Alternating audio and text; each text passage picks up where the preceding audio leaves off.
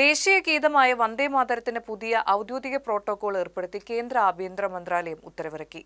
പുതിയ നിർദ്ദേശപ്രകാരം വന്ദേ മാതരത്തിന്റെ 6 ഖണ്ഡികകൾ ഉൾപ്പെടെ 3 മിനിറ്റും 10 സെക്കൻഡും ദൈർഘ്യമുള്ള പതിപ്പാണ് ഇനി മുതൽ ഔദ്യോഗിക ചടങ്ങുകൾ ആലപിക്കേണ്ടത്.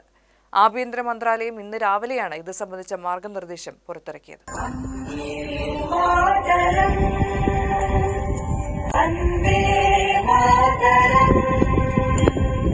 ദേശീയ ഗീതം ആലപിക്കുമ്പോൾ എല്ലാവരും എഴുന്നേറ്റ് നിൽക്കണമെന്നും പുതിയ നിയമത്തിൽ നിഷ്കർഷിക്കുന്നു.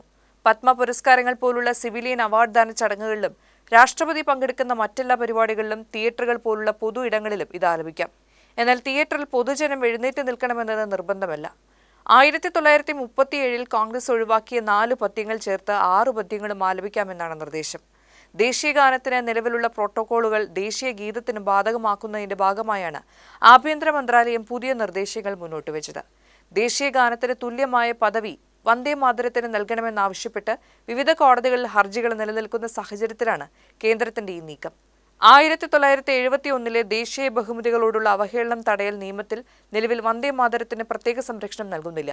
ഇത് ഭേദഗതി ചെയ്യുന്നതുൾപ്പെടെയുള്ള നടപടികൾ സർക്കാർ പരിഗണനയിലാണ്.